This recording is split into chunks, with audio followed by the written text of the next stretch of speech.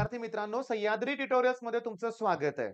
Quick रिव्हिजनचा दुसरा part आहे. मी तुम्हाला सांगतोय लक्षात घ्या. निदान या स्टेजला तरी जे करायचे ते इतकं परफेक्ट करा, की पुन्हा त्याची रिव्हिजन करायला वेळ तुमच्याकडे नाही आहे, ही गोष्ट लक्षात ठेवा. तुम्हाला आठवल्याच पाहिजे सगळ्या गोष्टी. नीट लक्षात समोर द्या. मी एक-एक प्रॉब्लेम घेणार आहे व्यवस्थित. तुम्हाला तो तेवढाच केला तर काम झालं असं नाहीये. तुम्हाला तो टाइप करायचा लक्षात घ्या. पहिल्यांदा मी इथं सांगतो केमिकल कायनेटिक्स सोपे प्रश्न आहेत, तरी मुलांना जमत नाहीत. काही ठराविकच मुलांना जमतायत. इथे एक प्रश्न आहे. हा एक्झाम मधलाच प्रश्न आहे. मी सगळे प्रश्न हे सीईटी मधलेच घेतोय लक्षात घ्या. मला सांगा इथं रेट लॉ दिलेला आहे, बरोबर आहे? H2 काय आहे? 1 आहे. म्हणजे हायड्रोजनसाठी ऑर्डर 1 आहे. I2 कोण आहे? 1. मग ओव्हरऑल ऑर्डर कशी काढायची? दोघांची ॲडिशन करायची. 1 + 1 2. समजा H2 दिलं असतं. I2 दिलं असतं. तर 2 + 1 ऑर्डर 3 आली असती. मग आपल्या पेपरमध्ये प्रश्न होता, which of the following is not correct? तर त्यांनी काय दिलं होतं माहिती आहे का, की overall order of reaction is 1 म्हटलं होतं, की जे चुकीचं आहे. हातातले मार्क आहेत, घालवतायत मुलं लक्षात घ्या. बरं एकाच पेपरमध्ये अजून एक प्रश्न आहे केमिकल कायनेटिक्सचा. 3-3 प्रश्न आहेत. पहिल्यांदा केमिकल कायनेटिक करा. लिहा म्हणजे वाचा इथं मी काय लिहिलंय ते बघा. Aचं कॉन्सन्ट्रेशन डबल केलं, की रेट सुद्धा डबल होतोय. Aचं कॉन्सन्ट्रेशन डबल केलं, की रेट सुद्धा डबलच होतोय. अशा वेळेस ऑर्डर 1च ते बाळांनो. पण मी H2चं कॉन्सन्ट्रेशन डबल केलं. समजा इथं 2 आहे बरं का. रेज टू 2 आहे आणि समजा कॉन्सन्ट्रेशन मी 3 टाइम्स इन्क्रीज केलं. 3 टाइम्स.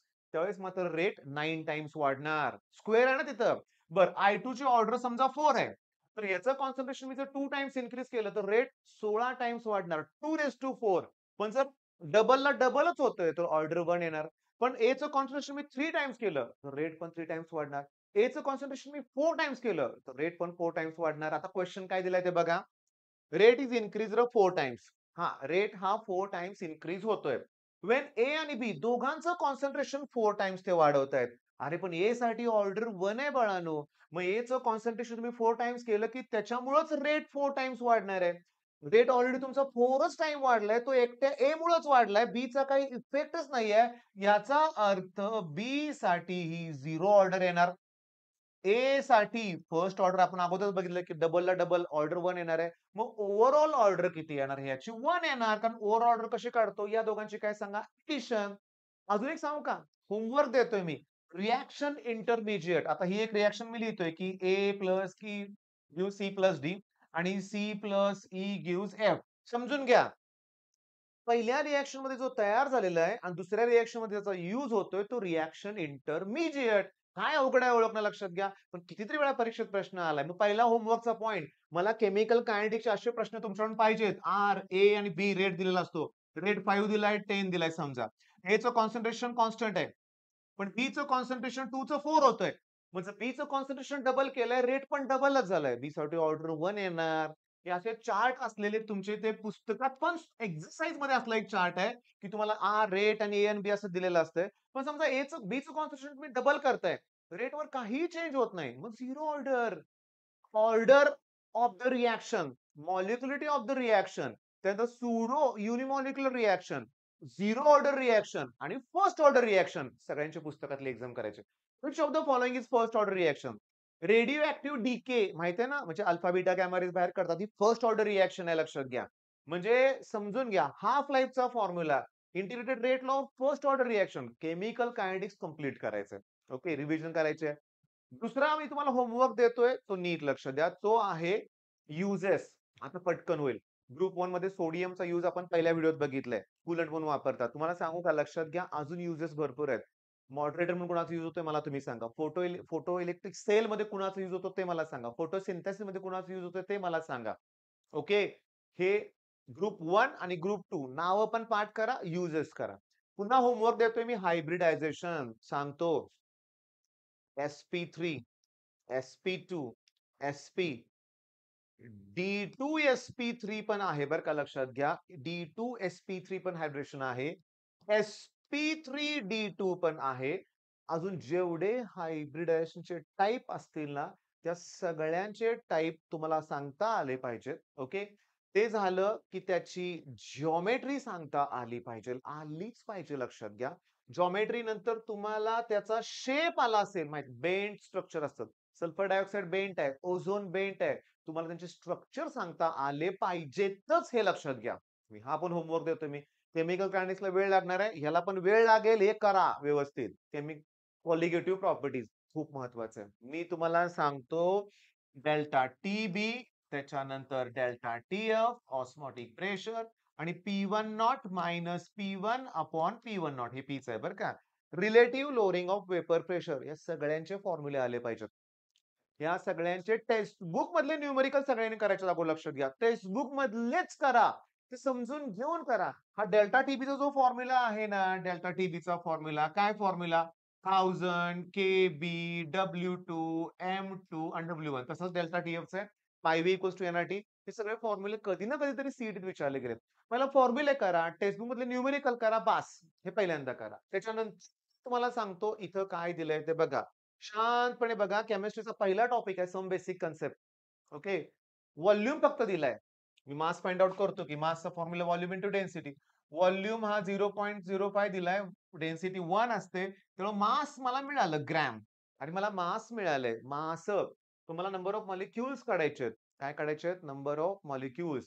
तर मी डायरेक्टली काढतोय बघा. नंबर ऑफ मॉलिक्युल्स काढण्यासाठी बघा, नंबर ऑफ मॉलिक्युल्स काढण्यासाठी जेवढं सॅम्पलचं मास आहे त्याला मी एका मॉलिक्युलर मासनं डिवाइड करणार. मी मोलार मास नाही म्हणलो, मॉलिक्युलर म्हणलोय.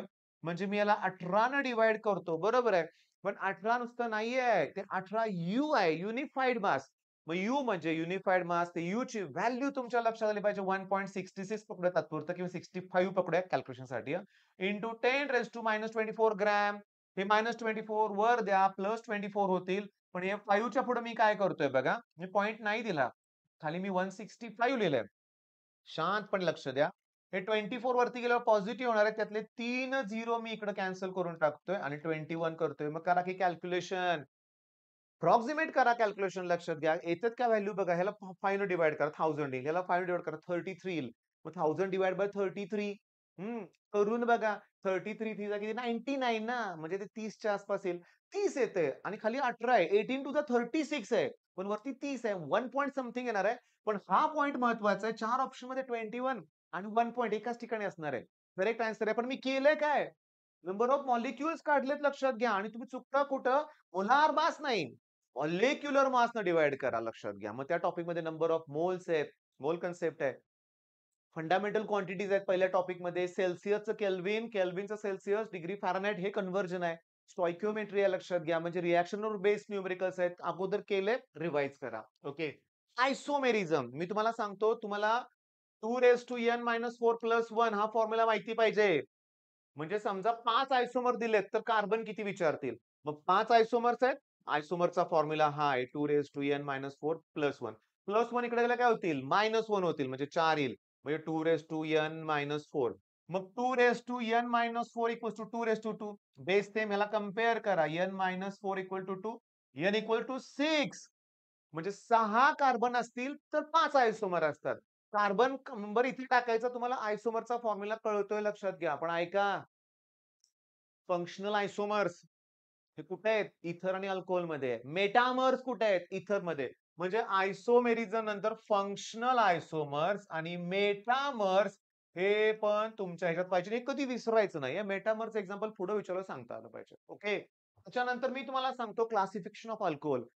अरे पेपरमध्ये विचारलंय which of the following is a secondary alcohol. मग आयसोप्रोपिल अल्कोहोल बरोबर आहे. पण मी तुम्हाला अगोदर दिलंय परत देतो. Primary, secondary, tertiary, polyhydric alcohol मग 2 OH ग्रुप, 3 OH ग्रुप, 6 दिलंय पुस्तकात त्यांची नावं बघा. पुन्हा विनाइल, फिनिल, विनाइल नंतर बेन्झिल अल्कोहोल, अलील अल्कोहोल आणि अजून एक करायचं लक्षात घ्या. कार्बिनॉल नेमिंग सिस्टीम लक्षात घ्या. कार्बिनॉल. हां. अल्कोहोलमध्ये IUPAC बरोबर कार्बिनॉल पण आहेत. पुस्तकातली 2-3 एक्झाम्पल आहेत ते पुन्हा करा. मला तुम्हाला देतोय अभ्यास मला माहिती आहे 4-5 तास तुला लागतील याला. पण केलं पाहिजे लक्षात घ्या. हे आता केलं पाहिजे. हेसेस लॉ सांगतो जवळ-जवळ 20 मिनिटाचा व्हिडिओ आहे YouTubeवर. जर येत नसेल हेस लॉ तर तुम्हाला बघितलं पाहिजे. YouTubeवरून सर्च करा. व्हाईट बोर्डवरच आहे. पण मी डिटेल घेतलंय. बघितला का पाहिजे तो व्हिडिओ मी तुम्हाला सांगतो. कारण हेस लॉचा जो व्हिडिओ मी घेतलाय ना, ओके, त्याच्यात मी रिएक्शन लिहून दाखवलंय. मग रिएक्शन लिहायला जमलं, की तुम्हाला डेल्टा एन काढायला जमणार आहे. मग delta H equals to delta U plus delta N G RT या फॉर्म्युलेमध्ये त्याची गरज लागणार आहे. तेव्हा हा व्हिडिओ 20 मिनिटाचा बघणं गरजेचं आहे. हे स्लॉचं लक्षात घ्या. YouTubeवर आहे. सर्च करा आपल्या चॅनलवर. ओके.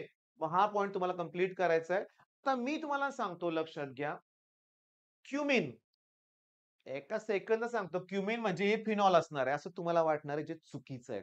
हां, चुकीचं आहे. क्युमिनची काही एकच रिएक्शन नाहीये. नीट बघा. जर क्युमिन असतं, ओके, त्याचं ऑक्सिडेशन केलं असतं, तर क्युमिन हायड्रोपॅरॉक्साईड तयार झालं असतं.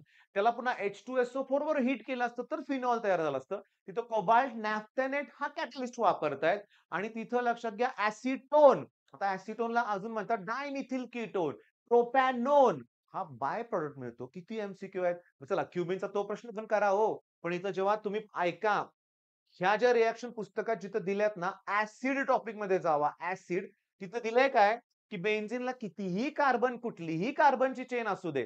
जेव्हा याच्याबरोबर रिएक्शन होते ना, फायनली बेन्झोइकच ॲसिड तयार होतं. म्हणजे ठेवा ना लक्षात. KMnO4 हे केवळ दिसलं की बेन्झोइक ॲसिड. का लक्षात राहत नाही? एवढं तुमचा ब्रेन डेव्हलप नाहीये का? झालाय. तुम्ही आळस केलाय आत्तापर्यंत. आता करू नका. निवांत राहू नका. दिलेलाच होमवर्क तरी करा कंप्लीट ना. खूप आहे होमवर्क हा. थोडासा नाहीये आणि अजून मी देतोय. हे बघा.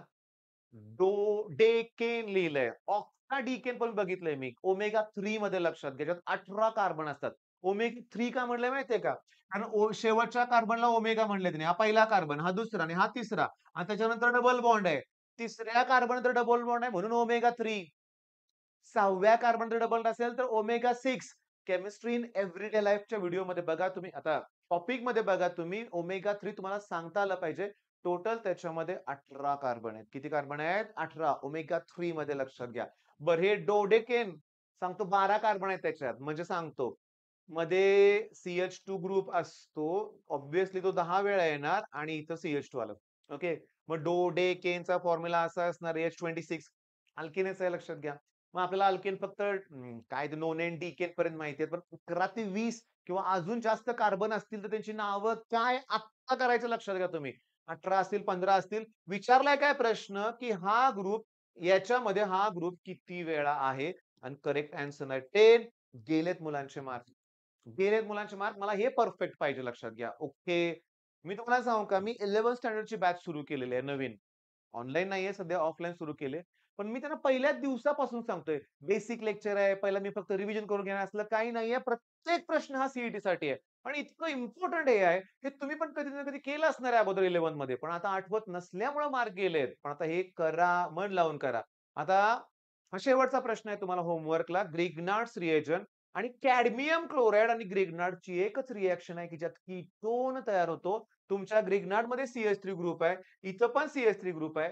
2 CH3 ग्रुप असलेला कुठला कीटोन आहे? इकडे एक CH3 group, carbon oxygen double bond आणि CH3. आत्ताच आपण मगाशी बघितलं होतं. क्युमिन पासून फिनॉल तयार करत असताना ॲसीटोन हा इम्पोर्टंट बाय प्रॉडक्ट मिळतो. पण ॲसीटोन म्हणजेच प्रोपॅनोन म्हणजेच डायमिथिल कीटोन. मग आता प्रचंड होमवर्क दिलेला आहे. तुम्हाला सांगतो हे कॅडमियम क्लोराईडच्या वरच्याच त्याच पेजवर रोसेनमॉन्ड रिडक्शन आहे. करा की मग रोसेनमॉन्ड मध्ये कॅटलिस्ट कोण वापरतात? पॅलाडियम ऑन BaSO4 कितीतरी वेळा रिपीट झालाय.